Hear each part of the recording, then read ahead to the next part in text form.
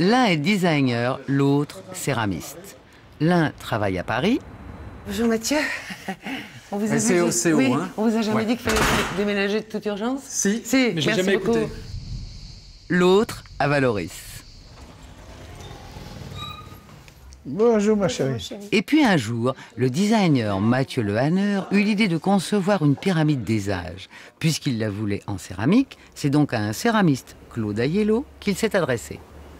Je suis arrivé en 1974 et j'avais une volonté farouche de me mettre à mon compte, quoi. On a décidé avec mon épouse de prendre ce petit atelier. J'ai une base de tourneur, j'ai appris à faire une production utilitaire et c'était la grande vague de ces céramiques-là, Valoris. Le tour s'est fait pour créer, c'est ça qui est attirant et passionnant dans ce métier.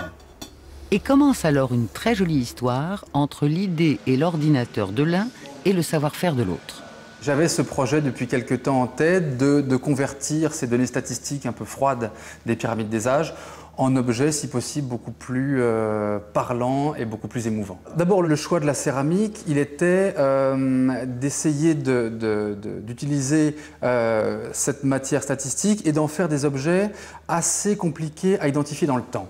Et puis, je voulais vraiment que les objets soient assez compliqués, assez physiques à produire. Et je voulais que, sachant que c'est des pyramides qui nous parlent des naissances, des morts, des guerres, des épidémies, etc., je voulais sentir ce poids-là. Et c'est vrai que Claude Aiello, que je suis allé voir plusieurs fois pendant la fabrication, a souffert comme pas possible. Alors l'aventure a commencé comme ça, Claude. Comme ça, voilà. Là, nous avons la pyramide des âges des États-Unis. Je l'ai amenée à l'échelle pour qu'on puisse voir aussi vous voyez, le nombre de strates à appliquer sur la forme tournée, quoi. Alors, quels ont été les principaux problèmes qui se sont posés? Déjà le volume de la pièce, hein, parce que 60 par 60, ça représente une matière première au moins entre 60 et 70 kilos, là. Alors que le Japon, l'épaisseur n'est pas égale, il m'a fallu 5 kilos de matière première. Là, oui, je prépare ma pâte, mon argile, et je vais la malaxer pour la rendre plus homogène. C'est un des moments importants du travail, ça, le Ah oui, oui, malaxer sa terre, oui, c'est très important, parce que sinon, lorsqu'on tourne, on le ressent après,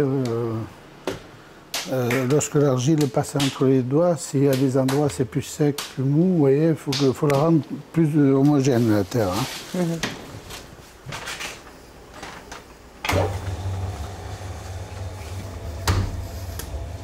Et à partir de ce moment, vous voyez, on mouille les doigts et puis on essaye de centrer la masse d'argile, quoi, pour bien la mettre au centre. je crois que c'est une des plus anciennes techniques de la céramique, non, le tour? Oui, oui, tout à fait. C'est un métier ancestral.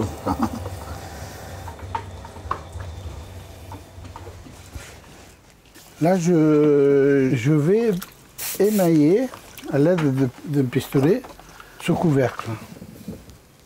Et auparavant, vous avez préparé la couleur? Voilà. D'accord. Je me souviens par exemple de discussions où Claude me disait je suis sur le Japon en ce moment, je souffre beaucoup sur le Japon, mais je viens de finir la Russie et ça, la Russie m'a pas posé de problème. C'était quoi les plus gros problèmes techniques alors? C'était des histoires de millimétrage et d'équilibre? Alors c'est la précision des strates, parce qu'effectivement je voulais rester sur 100 strates, qui sont les 100 strates utilisées pour ces courbes démographiques. Et la grosse difficulté, c'est la quantité de matière. On part de 100 kg de terre. Donc à la fois, arriver à une vraie précision mathématique du dessin, des strates, et à la fois sur cette quantité de matière. Donc la difficulté, c'est évidemment de tourner une telle quantité, mais aussi de cuire. Il y a eu beaucoup de pièces qui ont cassé à la cuisson, par exemple, parce que vous avez des épaisseurs telles que s'il y a une bulle d'air, il y a tout le Japon qui est en train de mourir une deuxième fois. C'est des vraies difficultés techniques. Et Claude Aiello me confiait à la fin où je lui disais effectivement j'ai trouvé personne à part toi pour faire ça. Et il me disait je suis pas très étonné parce qu'en fait dans ces pièces-là il y a tout à peu près, toute mon expérience. Voilà, là je l'ai vaporisé et il est prêt à le passer au four. Là. Bon, et c'est à partir de là que peut-être il y aura une surprise pour la couleur, elle est pas... C'est la brillance hein, que j'ai passé là. Ah d'accord, ok, C'est la parfait. brillance. C'est une glaçure pour faire briller le noir. Donc là, il n'y a pas de surprise. Ben, logiquement, non. C'est son expérience qui a fait qu'il a pu réaliser ce que bien d'autres céramistes avaient refusé. Pour que ça marche, là aussi, il fallait de l'idée. Vous voyez, je vous montre l'importance des trous. J'ai fait ces trous pour alléger l'épaisseur qu'il y a à ce niveau-là.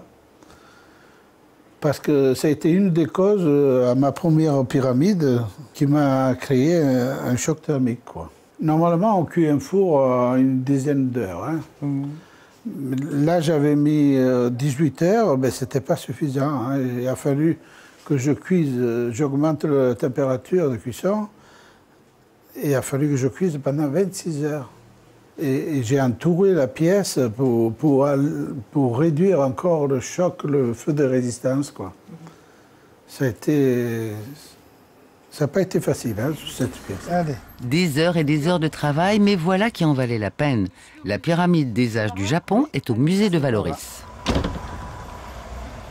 Vous y allez souvent voir votre pyramide des âges au musée? Ben, je suis allé au vernissage, mais ça me fait plaisir de la revoir hein, tout le temps. Hein. Tout à l'heure. Donc ça, c'est presque sous les yeux de Picasso. Hein. Oui, c'est pas très loin, là. Hein. Je passe devant vous? Oui. D'accord. Je vous en prie. Donc, Claude, voici donc la pièce. Ça, c'est la pyramide des âges de quel pays? Du Japon. Bon. Il a été présenté à la Biennale et il a obtenu le premier prix de design cette année. Et quel effet ça vous fait de penser que cette pièce est ici? Une grande satisfaction parce que c'est l'aboutissement d'un gros travail. Et ça fait vraiment plaisir. Et ça représente quel âge? Ça? C'est 40 ans, 50 ans? Ça, c'est le maximum de naissance. Mathieu nous donnera tous les détails mathématiques. Tous les détails, parce que ça, c'est pas votre truc, les détails mathématiques. Non, ça c'est... Le processus, il est suivant, c'est-à-dire qu'au départ, on part de données type celle-là. Donc on voit donc strate par strate, 1, 2, 3, jusqu'à 100 ans, toute la population de 0 à 100 ans. Et à partir de là... Donc à partir de là, nous, on rend toutes les données de quantité de population, donc c'est ce qui va déterminer nous, finalement, le diamètre final de chacune des couches, de chacune des strates. Et ça devient en fait des plans, un peu comme celui-là, où on reprend strate par strate, le dessin exact. Ouais. Une fois qu'on a l'objet devant nous, une des premières choses, à mon avis, instinctivement, qu'on fait, c'est savoir où on se trouve, s'il s'agit de notre propre pays. Donc si j'ai devant moi effectivement la courbe, la pyramide des âges de la France, je vais compter pour savoir où je suis. Et voir si la population des gens de 36 ans en 2010, est-ce que c'est la plus grande, est-ce que c'est la plus petite, est-ce que ma vie déjà vécue est si grande que ça, et du coup évidemment je vais reprojeter des choses, et puis il va me rester 40 cm encore à vivre, et donc je me vois, ou je m'imagine en train de gravir comme ça, strate par strate, de monter toutes les marches, et du coup pour aussi aider les acheteurs potentiels ou aider les visiteurs lorsque la pièce est exposée, on proposait des systèmes presque d'une chronologie et puis donner quelques éléments qui permettent de comprendre un peu mieux pourquoi d'un seul coup la pyramide va diminuer ou pourquoi d'un seul coup elle va augmenter. Une des coupes les plus franches, on est en 1941, entrée de la Russie dans la Seconde Guerre mondiale, 20 millions de Russes meurent au cours du conflit. Ça, c'est à peu près tous les pays. Vous n'en avez pas fait plus que ça, des pays, vous avez fait que ceux-là? On a dû en faire une dizaine.